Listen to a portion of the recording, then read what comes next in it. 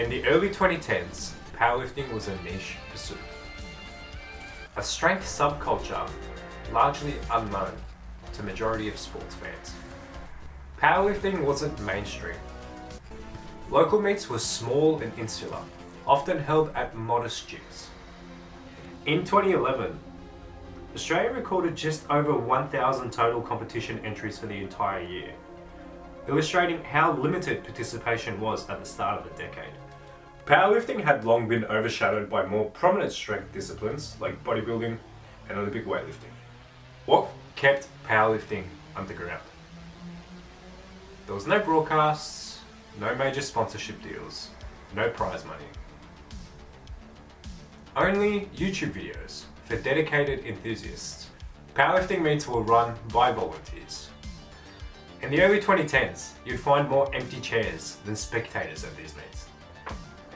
Now it's almost impossible to buy a ticket for the next round of Sheffield, and you often have to buy it 1 year in advance. Simply put, powerlifting in the early 2010s was a passion project for very few individuals. But now this community has grown tremendously.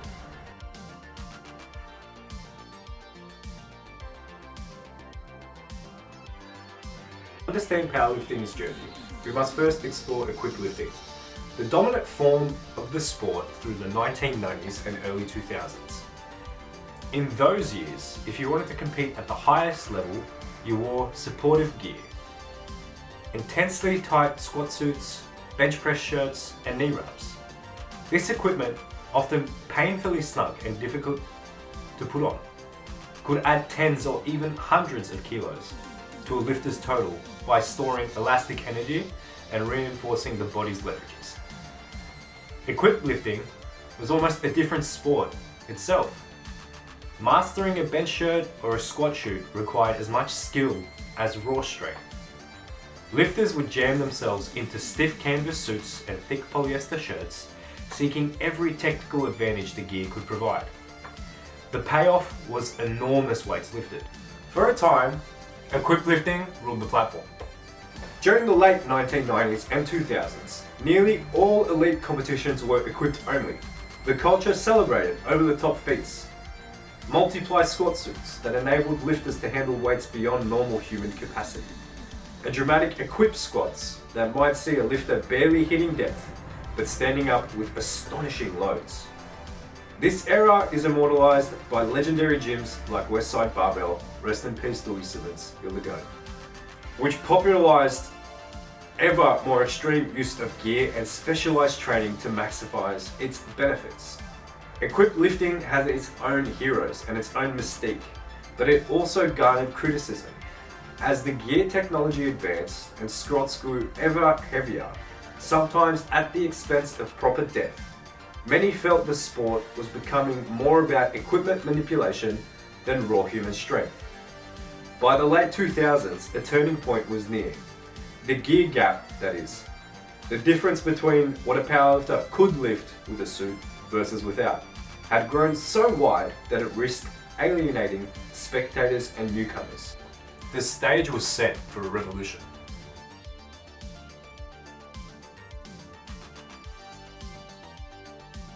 Powerlifting underwent a dramatic shift. The Raw Revolution. Frustrated with the complexity and cost of equipment, it inspired the idea of a more authentic test of strength. A new wave of lifters started competing raw, or quote-unquote classic. Raw lifting meant minimal gear, just a belt, perhaps knee sleeves or simple wraps. This movement gained serious momentum after 2012, when the International Powerlifting Federation, better known as the IPF, officially added a Classic Raw World Cup and later a Classic World Championship. At first, it was a curiosity, but very quickly, raw lifting exploded in popularity. By 2012, raw lifters were already outnumbering equiplifters at many local meets. The barrier to entry for raw was so much lower. No $300 bench shirts, no elaborate training to learn the equipment. Thousands of people flocked to the sport because of that easy entry. The shift was so pronounced that within a few years, raw had overtaken equipped as the main form of powerlifting. Lifters who might have never tried the sport before were enticed by the simplicity of classic lifting. Just you and the barbell. Established federations, who have once been geared strongholds, began hosting raw divisions and standalone raw meets. The numbers tell the story. Historically, Equiplifting had dominated. But by the 21st century, with the rise of raw powerlifting, raw lifters came to predominate over equipped lifters in local meets. In fact, from 2012 onward, the overwhelming majority of new powerlifting competitors have entered in raw competitions. Equiplifting didn't disappear. It remains a respected niche, especially among veteran lifters, but raw lifting became the face of the sport's growth. It was the catalyst that took powerlifting from the shadows of hardcore gyms into the wider fitness world.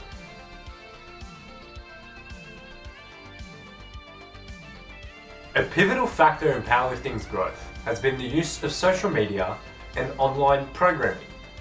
In the 2010s, as raw lifting surged, platforms like YouTube and Instagram became showcases for strength.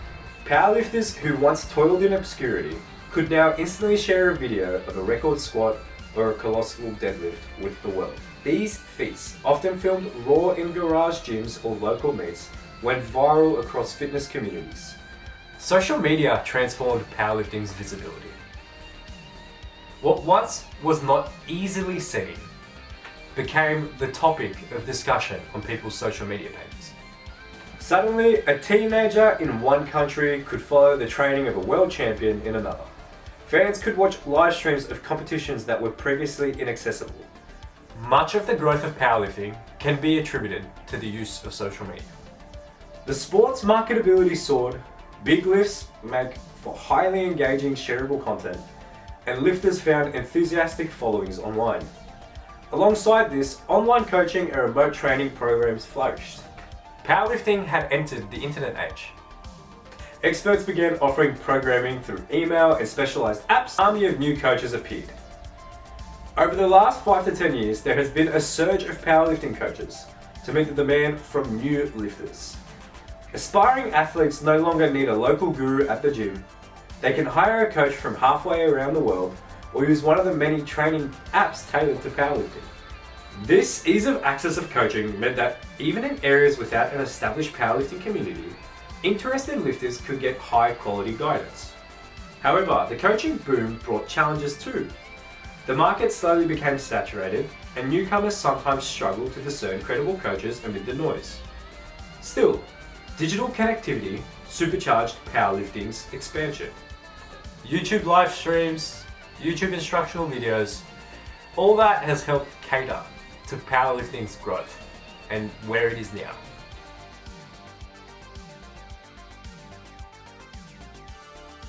As the sport has grown, so has the caliber of our lifters. The scale of competitions has to keep up with this.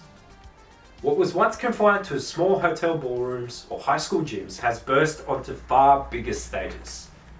The IPF's World Championships have long been the pinnacle of the sport, but over the past decade, they have swelled in prestige and production value, attracting lifters from over hundreds of nations and being broadcast online to global audiences. Each year, IPF Worlds becomes a meeting ground for the sport's best, with intense rivalries and record-breaking performances that fans worldwide tune in to watch. But perhaps the most dramatic sign of powerlifting's expanse are those meets and competitions with prize money and dramatic media coverage. In 2013, we witnessed our first Sheffield, an international event backed by SPD in partnership with the IPF. Hosted in a large UK theatre venue with cinematic flair, Sheffield set a new standard. It featured 24 of the world's strongest men and women head-to-head and boasted the largest prize fund in powerlifting history. The meet put up a staggering £445,000 in total prize money. £25,000 for overall winners and £5,000 bonuses for any world records broken. For context, this means a single lifter at Sheffield could walk away with up to £45,000 or the equivalent of $56,000 in winnings. Some's like this unheard of in powerlifting just a few years prior. The Sheffield event, marketed as the Champion of Champions Showdown, underscored how far the sport has come. It was a slick, high-production event with live scoring graphics, professional commentary, and fans flying in from around the world to watch in person. Meanwhile, other major meets have also raised the bar. The IPF World Championships themselves now often take place in grand venues, sometimes drawing spectators in the thousands and enjoying improved sponsorship. And outside of the IPF, meet directors have created Pro Series events, which rival the production quality of Sheffield. For instance, the ABS Pro Series in Europe, centred in Ireland, has emerged as one of the continent's premier professional powerlifting circuits. Billing itself as Europe's strongest platform, the ABS Pro Meet gathers elite lifters from over 20 countries to compete under spotlights and loud music, delivering a spectator-friendly show more akin to the MMA or Strongman World Finals. These meets include dramatic lighting, live DJs, and prize money to attract top talent. In the United States as well, invitationals like the Kern US Open or the USAPL Pro Series Finals have offered tens of thousands in prize money and a showcase for star lifters. The trend is clear. Powerlifting events have become more lucrative and bigger, providing a focal point for fans and aspirations for athletes to make this a full-time endeavour.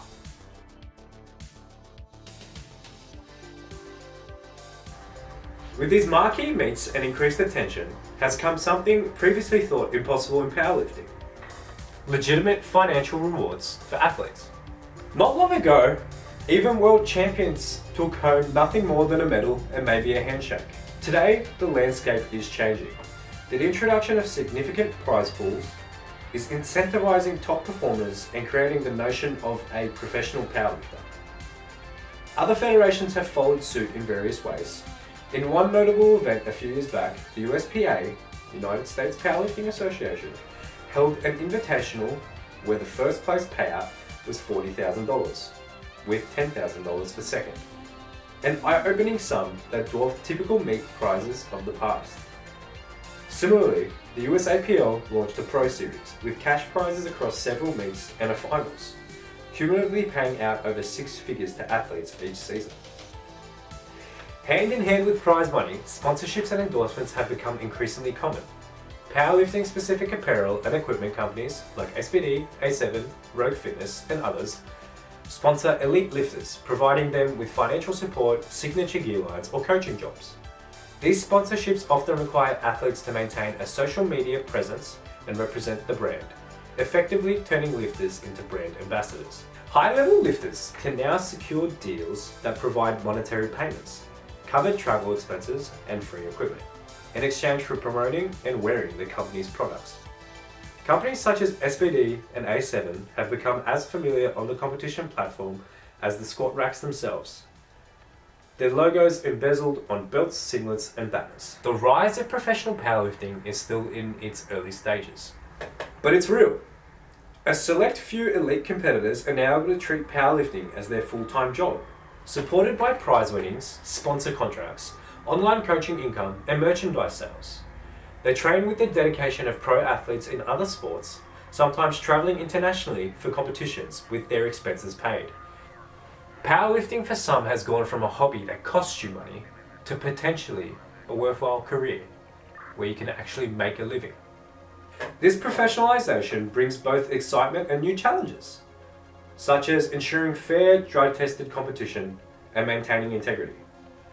But overall, it has elevated the sport's profile and increased competition significantly.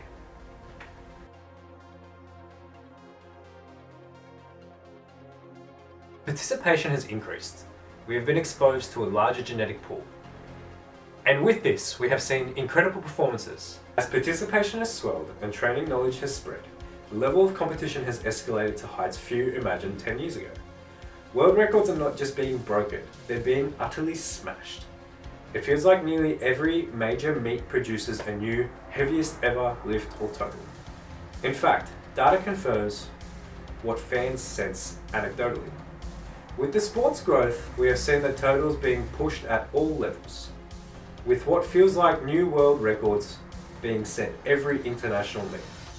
Powerlifters today benefit from collective knowledge on not only programming, but nutrition and recovery methods, ensuring that they're always performing at their best when the time is required. The competitive fire is hotter too.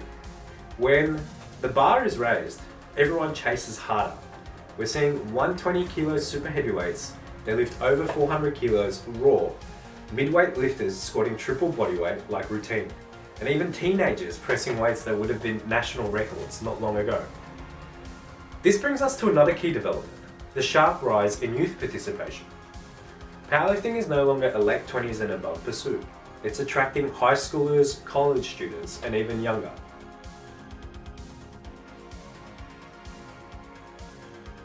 Inspiring transformations in the past decade is the surge of female participation and achievement in powerlifting. The sport's growth has truly been bimodal, with women's powerlifting expanding even faster in percentage terms. Not long ago, women were a tiny minority in most meets. In 2010, only 18% of first-time powerlifting competitors were female, meaning the sport was roughly 5 men for every 1 woman. Fast forward to the mid-2020s, that ratio has changed drastically. By 2017, women comprised roughly 1/3 of new lifters, peaking at 33.8%. And in 2023, about 30.9% of the lifters in the first meet were women.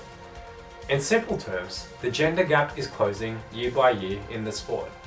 Notably, young women have joined at approximately double the rate of their male counterparts in recent years. Even women in older age brackets, such as masters lifters, are picking up powerlifting at increasing rates, showing the appeal spans generations.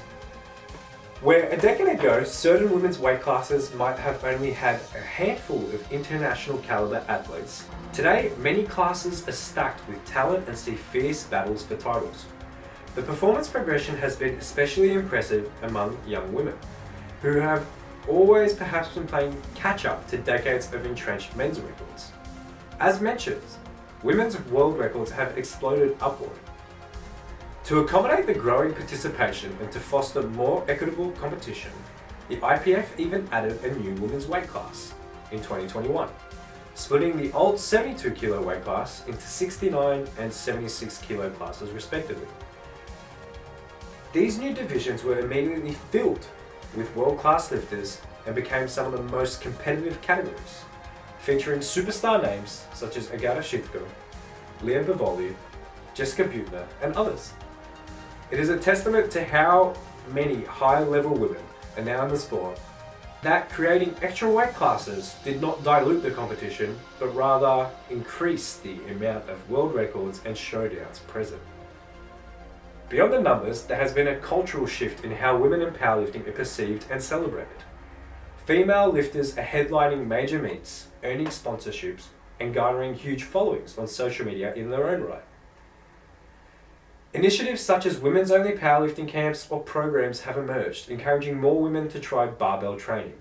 The narrative that weightlifting is masculine has been challenged and largely overcome by a new wave of strong women eager to prove themselves. Media coverage often highlights the empowerment aspect. Women finding a sense of community and confidence under a bar. The result is that powerlifting is now genuinely inclusive and mixed gender. At a typical national international meet, you'll see just as many women lifting as men, and the crowds cheer just as hard for a monumental women's deadlift as the men's. The sport has thereby doubled its talent pool and its fan base. And many would argue that the women's side of powerlifting growth has been by far the most exciting thing.